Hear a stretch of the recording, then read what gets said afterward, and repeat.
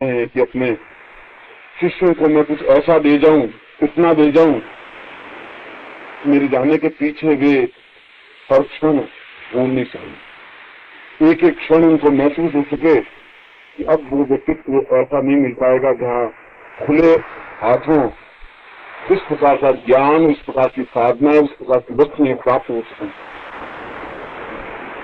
आप घूम जाइए और आपको मुफ्त में कोई वानस्पतिक शिवलिंग दे दे तो आप मुझे आप इसका नाम बता दीजिए। कल तो वानस्पतिक शिवलिंग बनाने वाला, फिर आपको देने वाला। बहुत अभी आपके पास जिंदगी बहुत पड़ी है, याद कर लो भी कि कोई दे सके या कोई कारक शिवलिंग सिद्ध करके दे सके मुफ्त में। मुफ्त में नहीं, 500 रुपये लेकर के भी नहीं दे सकता, 1000 रुपये लेकर के भी दे नहीं सकता, 1500 रुपये लेकर दे नहीं सकता। इसलिए दे नहीं सकता कि ये रेयर चीज नहीं है, ये ऑर्डिनरी चीज नहीं है। और जो रेयर चीज होती है उनका मूल्य नहीं आता। मूल्य के आधार पर आदमी की कसौटी कसी नहीं जा सकती। पैसों से पर्सनलिटी को नहीं खरीदा जा सकता। पैसों के लिए मैं यहाँ बैठ करके इस टेंशन को झेलने की मुझे जरूरत नहीं है। इतनी आलोचनाएं, इतनी आक्षेप मुझे आवश्यकता ही नहीं थी, है भी नहीं, रहेगी भी नहीं, क्योंकि मुझे अपने आप में विश्वास है। केवल जो गुरु ने मुझे काम सौंपा है, जितना उद्देश्य है, जितना समय है, उसके प्रत्येक क्षण का हिसाब मुझे देना है। और केवल इसीलिए मैं आप लोगों के सामने बैठा हूँ, क्योंकि मैं आप लोगों से वचनबद्ध हूँ। और वचनबद्ध इस दृष्टि से कि मैंने आपको दीक्षा दी है, आप मेरे शिष्य हैं, मैं आपको गुरु हूँ। क्योंकि मुझे अगर शिष्य को कर्तव्य सिखाना आता है तो मुझे अपनी मर्यादाओं का भी ज्ञान है, और उसी मर्यादा की वजह से आप लोगों के साथ बंधा हुआ हूँ। और जिस दिन मैं इस बंधन से मुक्ति पाऊंगा, व्यस्त जीवन से, उस दिन आप लाभ चिल्लाते रहे, मैं किसी मुझे देखूंगा भी। आज तो आपसे बंधा हुआ हूँ, इसलिए आप कहेंगे 11 बजे आप बैठ के कोचिंग दीजिए, मैं जरूर दूंगा। आप कहेंगे कि मैं मिलना चाहता हूँ, आप मिलिए तो जरूर मिलूंगा। इसलिए उन्होंने प्रश्न तो सही किया है, तो प्रश्न में न्यूनता नहीं है, मगर वह प्रश्न बेढंगे तरीके से कर दिया गया। लाभ दृष्टि और हानि की दृष्टि से करता तो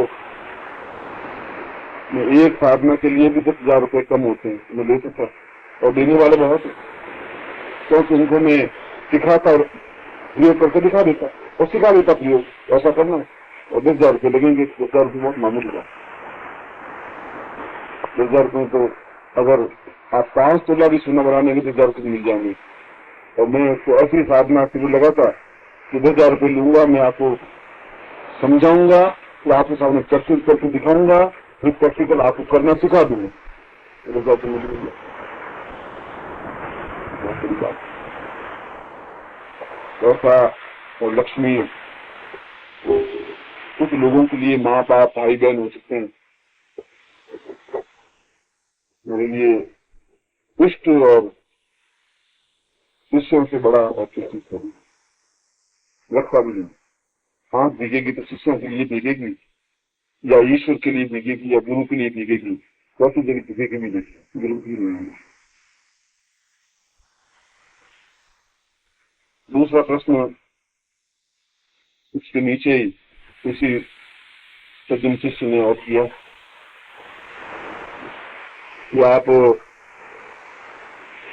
यहाँ बैठ के प्रवचन देते हैं तो मैं आपको बिल्कुल दूसरे रूप में देखता हूँ, और जब आप पतंग उड़ाते हैं तो मैं बिल्कुल दूसरे रूप में आपको देखने लग जाता हूँ।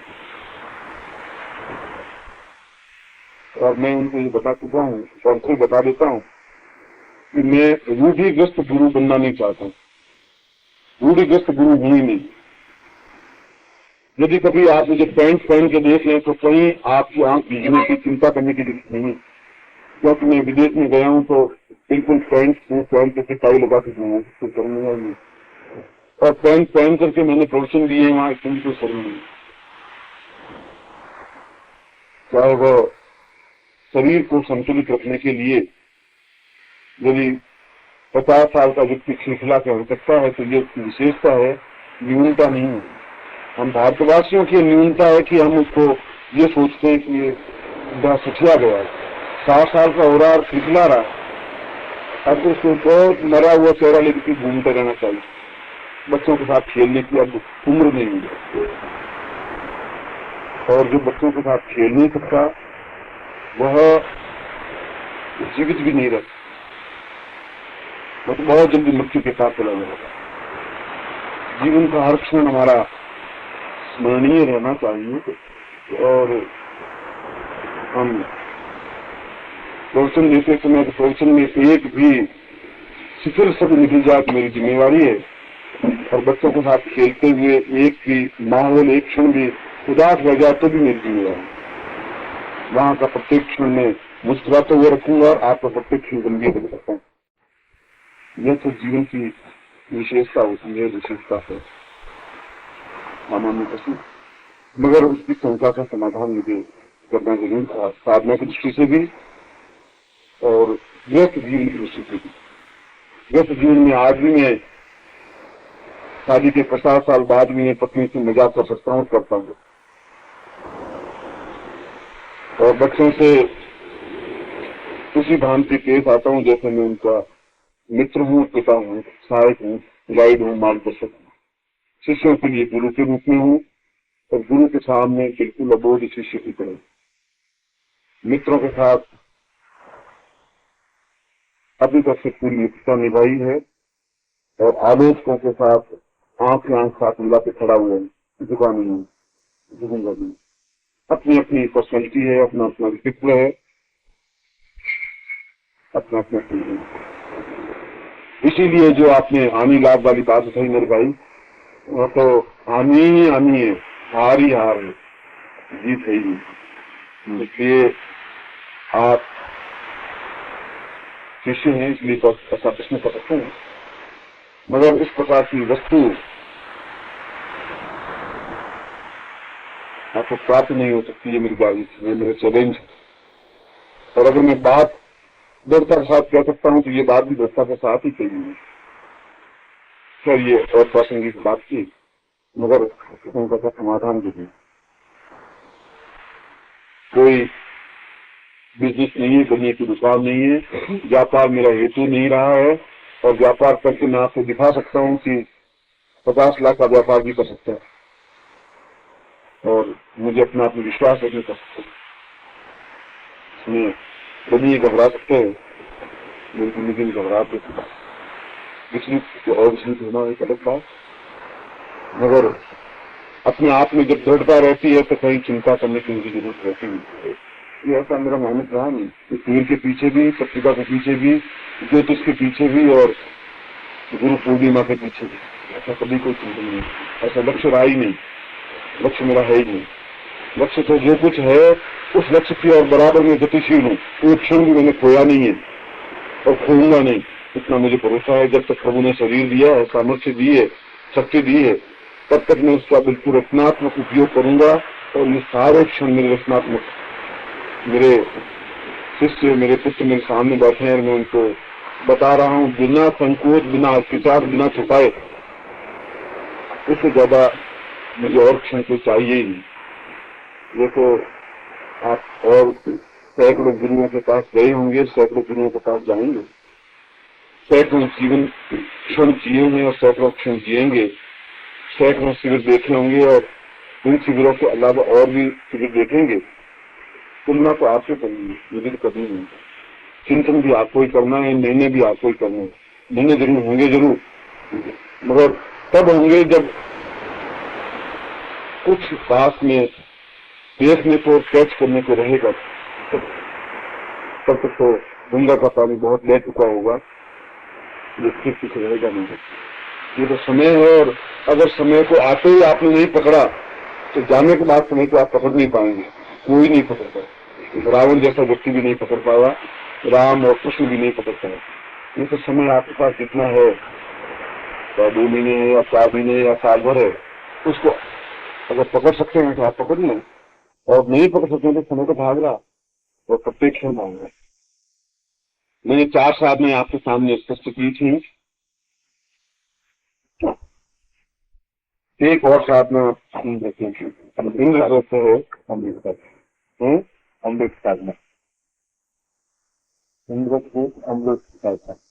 अमृत साधना, अमृत साधना।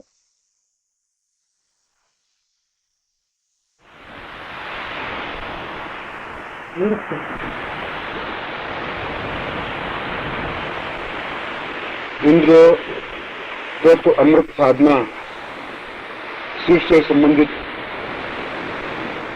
एक महत्वपूर्ण साधना है। इंद्र देवताओं के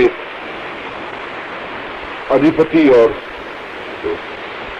अत्यंत ही अहंकारी और संकुचित मस्तिष्क वाले देवता रहे को हर क्षण उनको भय रहता है कि मेरा इंद्र का सिंहासन कोई तोड़ नहीं ले नहीं गए। इसलिए काम दाम दंड भेद सभी नीतियों से वे अपनी अस्तित्व को बनाए रखे, फिर भी अपने आप में अद्भुत साधक रहे हैं और इसीलिए उनको इंद्र कहा गया।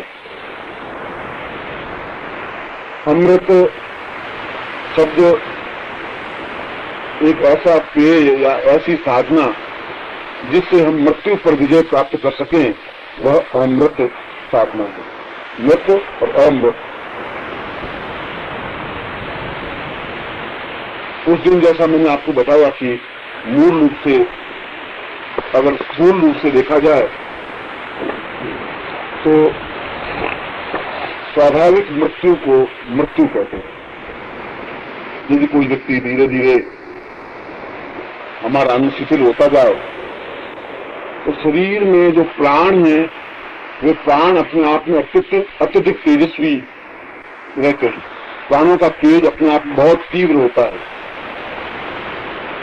और वे तब तक शरीर में टिक सकते हैं जब तक शरीर सुदृढ़ होता है, मगर हमारा शरीर धीरे धीरे घिसता रहता है, कमजोर होता रहता है।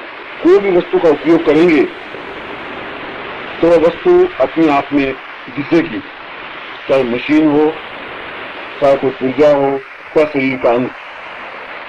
और ज्यों ज्यों घिसता जाएगा त्यों तो उसमें सिकुड़न प्राप्त होती रहेगी। इसीलिए वृद्धावस्था में उसमें झुर्रियां पैदा हो जाती हैं शरीर पर। इस मृत्यु और जब शरीर में शिथिलता आ जाती है तब प्राण उस कमजोर शरीर को फोड़ करके निकल जाते हैं। जब तक शरीर आपका मजबूत है तब तक प्राण बाहर निकल नहीं सकते, जब तक आपकी ज्ञानेंद्रियों और कर्मेंद्रियों पर नियंत्रण है। जिसको पूरी नींद आती है, पूरी भूख लगती है, उसकी मृत्यु नहीं हो सकती। जब मृत्यु आने की तैयारी करती है तब वो दरवाजा खटखटाना शुरू कर देती है। और यदि आदमी नहीं संभले, क्योंकि वह तो अचानक आती नहीं, अकाल मृत्यु में अचानक आती है। स्वाभाविक मृत्यु में मृत्यु अचानक नहीं आती। पहले जब मृत्यु आती है तो उसकी नींद उड़ जाती है, नींद कम आती है। पहले 8 घंटे सोता है तो फिर 5 घंटे के बाद नींद आती नहीं। उसके बाद में जब फिर भी वो समझता नहीं है तो थोड़ा सा बहरा कर देती है, ऊंचा सुनने लगता है। तो ऊंची दस्तक है कि मैं आ रही हूँ, तुम्हें जो कुछ करना है तुम कर लो। फिर उसके जोड़ों में दर्द शुरू होता है, कमर में दर्द शुरू होता है, कमर झुकने लगती है, बाल पकने लगते हैं, आंखों की ज्योति कम होने लगती है। और ये सब मृत्यु की दरवाजे पर दस्तक है, 50 दस्तक देती है बराबर। अब व्यक्ति पहली बार में समझ जाए कि बस अब शुरुआत हो गई है तो या तो वह संतुलित रहे, शरीर को संतुलित बनाए और उन साधनाओं के माध्यम से, उन क्रियाओं के माध्यम से जो अमृतमय है, ऐसी साधनाएं और ऐसी क्रियाएं शरीर को मरने नहीं देती, शरीर को संतुलित बनाए रखती। ऐसी क्रियाओं में केवल एक क्रिया है, साधनाओं में भी एक साधना है, और व्यवस्था में भी एक व्यवस्था है। व्यवस्था है योग। योग के माध्यम सद्गुरुदेव डॉक्टर नारायण दत्त श्रीमाली जी के दुर्लभ वीडियोस, पुस्तक, पत्रिका एवं साधना की निःशुल्क दीक्षा प्राप्त करने के लिए नीचे लिखे हुए नंबर पर विरल पटेल जी को व्हाट्सएप पे अपना नाम और अपने शहर का नाम लिखकर भेजें। धन्यवाद।